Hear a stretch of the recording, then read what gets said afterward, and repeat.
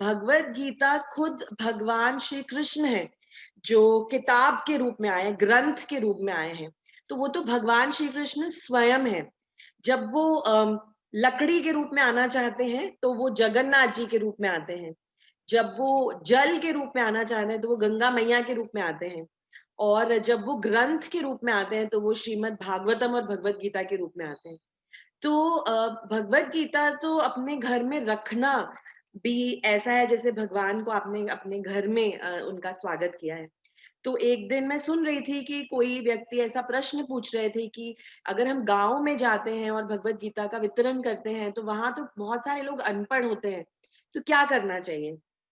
तो उनको भगवत गीता देने का क्या फ़ायदा? वो तो पढ़ नहीं सकते। तो हमारे जो एक बहुत बड़ी प्रीचर है वो बता रही थी कि आप वैसे तो आप हरि नाम दीजिए, हरि नाम देना सबसे बड़ा उपहार है, किसी को भी हम हरि नाम दें तो वो हमारा हम उनके लिए सबसे क्लोज़ मित्र होंगे अगर हम उनके शुभचिंतक होंगे अगर हम उन्हें हरि नाम दें। पर अगर वो नहीं पढ़ सकते, अगर वो अनपढ़ हैं, तो भी भगवत गीता उनके घर में रहनी चाहिए क्योंकि भगवत गीता खुद भगवान श्री कृष्ण है। तो घर में रखनी भगवत गीता भी कितनी शुभ है। और हम बहुत सारी व्याख्या करते हैं भगवत गीता की, बट उसमें से एक जो बहुत इंटरेस्टिंग व्याख्या ये है कि वो एक एटम बॉम्ब है। एक एटम बॉम्ब है, ऐसा बॉम्ब है जो कभी भी फूट सकता है। तो आपको पता भी नहीं चलेगा कि वो कब फूटेगा आपकी लाइफ में और आपकी लाइफ में कितना बड़ा ट्रांसफॉर्मेशन हो जाएगा। तो हमें बहुत-बहुत शुक्रगुज़ार होना चाहिए कि हम भगवत गीता सुन पा रहे हैं, भगवत गीता की क्लासेस सुन पा रहे हैं, भक्तों का संग कर पा रहे हैं इस सिचुएशन में भी और भगवत गीता पढ़ पा रहे हैं। भगवत गीता का एक हमने ये कई बार इसके बारे में व्याख्या की है कि एक श्लोक भी भगवत गीता का अगर हम रोज पढ़ें तो कितना प्यूरिफाई करता है हमारे हार्ट को और कैसे धीरे धीरे धीरे धीरे हमें भगवान के पास ले जाता है। तो एक छोटा सा किस्सा आपको बताऊंगी, छोटी सी कहानी बताऊंगी और फिर हम शुरू करेंगे आज का अपना लेक्चर। तो एक लड़का था छोटा सा और उसके पापा उसको कहते थे बेटा भगवत गीता पढ़ ले, भगवत गीता पढ़ ले, तुझे पता है तेरे और सारे पढ़ाई का कोई मतलब ही नहीं है। तू बायोलॉजी पढ़ ले, जूलॉजी पढ़ ले, मैथ्स पढ़ ले, साइंस पढ़ ले, एक्चुअली किसी चीज का कुछ इतना इंपॉर्टेंस नहीं रहेगा, पर तू भगवत गीता पढ़ लेगा ना, तुझे सारी इंफॉर्मेशन, सारी नॉलेज दुनिया की मिल जाएगी, सारा ज्ञान मिल जाएगा जो जरूरी है इस भौतिक जीवन में। तो वो लड़का बोलता है पर बाबा नहीं पढ़ी जाती, मेरे से नहीं पढ़ी जाती, मुझे अच्छी नहीं लगती। ये हमारी स्थिति है, ये हमारी स्थिति है, क्योंकि भगवत गीता हो और कोई और बुक हो, या भगवत गीता हो और आईपैड हो, भगवत गीता हो नेटफ्लिक्स हो, तो हम जरूर दूसरी चीज का ही चयन करेंगे। हम सोचेंगे भगवत गीता एक तो समझ नहीं आती, पता नहीं संस्कृत में श्लोक लिखे हुए हैं, उसकी इंग्लिश हिंदी कोई लैंग्वेज समझ में नहीं आती, बड़ी कॉम्प्लिकेटेड है, पता नहीं कुछ नहीं, पर मुझे तो पता चल रहा। कई बार तो लगता है हर चीज रिपीट ही करते जा रहे हैं भगवान, इसमें इतना रेपिटेशन क्यों है, एक ही बात क्यों बोलते जा रहे हैं। तो ऐसी स्थिति हमारी भी है। हमें ऑप्शन दिया जाए कि भगवत गीता क्लास अटेंड करो या मूवी देखने जाओ या रेस्टोरेंट जाओ, तो हम हमेशा सेकंड ऑप्शन ही लेंगे। तो इसीलिए ये बात यहाँ बता रही हूँ आपको, क्योंकि हम सब जो है ना एक्चुअली एक ही नाव में सवार हैं, एक ही बोट में सवार हैं। तो कभी नहीं, ये नहीं सोचना चाहिए कि ये बहुत ऊंचा है, मैं बहुत नीची हूँ, या मैं बहुत ऊंची हूँ, कोई और बहुत नीचा है। जी नहीं, हम सभी एक ही नाव में सवार हैं। एक ही रीजन था जिसकी वजह से हम सब इस भौतिक दुनिया में आए हैं। एक ही रीजन है जिसकी वजह से हम सब द्वंद्वों के थ्रू जा रहे हैं। हम कभी खुश होते हैं, कभी दुखी होते हैं, तो हम सबकी सिचुएशन सेम है लाइफ में। इसीलिए ये जो पॉइंट जो मैं बता रही हूँ, जो स्टोरी में जो बताने जा रही हूँ ना, ये सब पे लागू होती है। तो वो बच्चा बोलता है कि मुझे नहीं समझ आती पापा, मैं क्या करूं, मुझे नहीं समझ में आती। तो उसके पापा कहते हैं पढ़ ले बेटा, एक श्लोक पढ़ ले, चल मैं तुझे पढ़ा देता हूँ। कहता है नहीं पापा, मुझे नहीं समझ आती, मुझे नहीं पढ़नी पापा, मुझे नहीं भगवत गीता पढ़नी।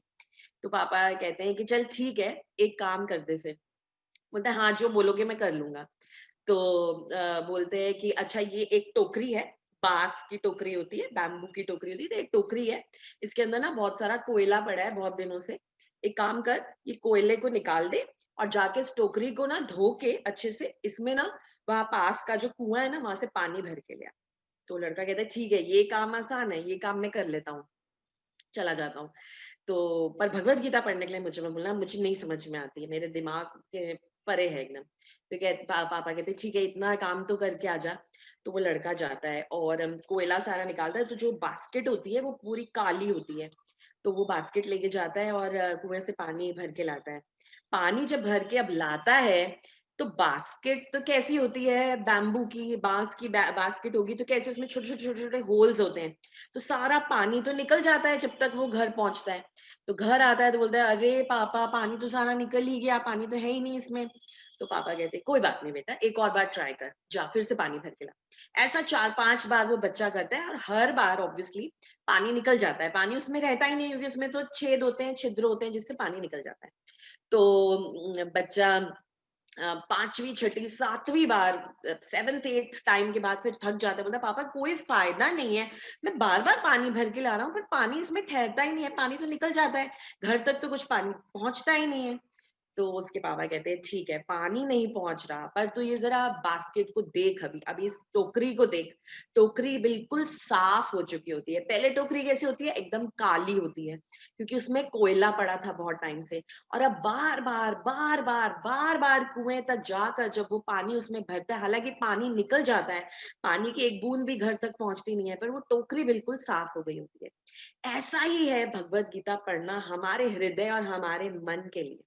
हमें समझ आए ना आए, अच्छी लगे ना लगे, पता चले कुछ ना पता चले, बट हमें नियमित रूप से भगवत गीता पढ़नी चाहिए। क्योंकि जैसे जैसे जैसे जैसे हम रोज रोज रोज रोज केवल एक एक श्लोक भी जब पढ़ेंगे, तुम्हारा हृदय और मन जो है ना, वो बिल्कुल साफ हो जाएगा, प्यूरिफाई हो जाएगा, एकदम क्लीन हो जाएगा। और ये पहला पहला स्टेप है भगवान के पास जाने का। हमारा हृदय प्यूरिफाई होगा, हमारा ब्रेन, हमारा हार्ट, हमारा माइंड प्यूरिफाई होगा, और तभी हम अगले स्टेप पे जा पाएंगे, जहां हम भगवत गीता को समझ पाएंगे। धीरे धीरे हम उसको पढ़ेंगे, उसको समझेंगे, और फिर एक स्टेज ऐसी आएगी जब हम उसको अप्लाई कर पाएंगे अपनी लाइफ में, उसको रियलाइज कर पाएंगे, उसको एक्चुअली अपने एक्शंस में ला पाएंगे। तो यही प्रयास हमें करना है, यही प्रयास हमें करना है। हमें भगवत गीता पढ़ने की कोशिश करनी है। हमें बोरिंग लगे ना, तो भी कुछ काम है जो हमें कितने भी बोरिंग लगे, कितने भी इरिटेटिंग लगे, हमें करने पड़ते हैं। तो आप अपनी घड़ी से टाइम फिक्स कर लीजिए, जो भी टाइम आप दे सकते हैं, 20 मिनट्स, 30 मिनट्स, 45 मिनट्स, आप फिक्स कर लीजिए, ये टाइम मेरा दिन में भगवत गीता पढ़ने के लिए फिक्स है। और वो टाइम आप यूज कीजिए भगवत गीता पढ़ने के लिए। तो भगवत गीता पढ़िए, धीरे धीरे धीरे धीरे जैसे आप पढ़ेंगे, रोज रोज रोज रोज जैसे आप पढ़ेंगे, समझ भी आने लगेगी, और आपको इंटरेस्ट आने लगेगा। और फिर आप अपने आप देखेंगे कैसे प्यूरिफिकेशन हो रहा है, और कैसे आपको दूसरी चीजों में इंटरेस्ट ना आकर आप भगवत गीता पढ़ने लगी। भगवत गीता की ग्लोरिफिकेशन तो हम दिनों, हफ्तों, महीनों तक कर सकते हैं। तो ये थोड़ा-सा मोटिवेटिंग एसेंस था हमारे लिए, कि क्यों हमें भगवत गीता पढ़नी चाहिए, भगवत गीता के सेशंस रेगुलरली अटेंड करने चाहिए, और समझना चाहिए कि क्यों ये इम्पोर्टेंट है हमारे लिए। ये मैनुअल है हमारी लाइफ की। अभी अगर आप अगर आप एक मोबाइल फोन लाते हैं, नया लेटेस्ट आईफोन प्रो मैक्स लेकर आते हैं, 1 लाख समथिंग थाउजेंड का आईफोन लेकर आते हैं, पर आपको वो यूज नहीं करना आता, तो अगर आप उसका मैनुअल ना पढ़ें और ऐसे ही कुछ कुछ कुछ कुछ बटन्स आप दबाते रहे, तो क्या मजा आएगा आपको वो आईफोन यूज करने में? कोई मजा नहीं आएगा, आप यूज ही नहीं कर पाएंगे, आप यूटिलाइज नहीं कर पाएंगे उसकी एप्स को। और अगर आपको लगे कि क्या मैनुअल क्या पढ़नी है, ऐसे ही मैं ट्राई कर लेता हूँ, पर मैनुअल ना पढ़ने से आपको समझ में नहीं आएगी, और आप सोचेगी ये गंदा बहुत हो रहा है, इसको साफ करता हूँ, इसको वॉशिंग मशीन में डाल के साफ कर देता हूँ, इसको पानी से साफ कर देता हूँ, और बाद में जब फोन खराब हो जाए, तब आप मैनुअल में पढ़ें कि एक्चुअली आपको करना क्या था, तो आप क्या कहेंगे? आप कहेंगे, oh no, what, how foolish of me, मुझे मैनुअल पढ़ लेनी चाहिए थी। यही चीज है हमारे साथ भगवत गीता के साथ। अगर हम सोचे भगवत गीता अभी पढ़ने का समय नहीं है, हम जब बूढ़े हो जाएंगे, जब हम रिटायर हो जाएंगे, जब कोई और काम नहीं होगा, तब हम भगवत गीता पढ़ेंगे, it will be too late. आप अपनी बॉडी को पूरा इस्तेमाल कर चुके होंगे, और फिर आप मैनुअल पढ़ने जाएंगे। आप सोचिए फिर आपको कितना रिग्रेट होगा कि काश मैंने पहले पढ़ ली होती, मैं ये सिचुएशन हैंडल कर पाती, मैं वो सिचुएशन हैंडल कर पाती, मैं अपनी लाइफ को अच्छे से लिव कर पाती। तो ये रिग्रेट मत रखिएगा लाइफ में। अभी नाउ इज द एज, शास्त्रों में लिखा है कि 5 साल की उम्र से बच्चों को भगवत गीता का ज्ञान देना चाहिए, हरि नाम देना चाहिए। तो 5 साल की उम्र से हम भक्ति शुरू कर देनी चाहिए हमें। अब सोचिए हमने कितना टाइम वेस्ट कर दिया है, अब आगे और टाइम वेस्ट ना करें।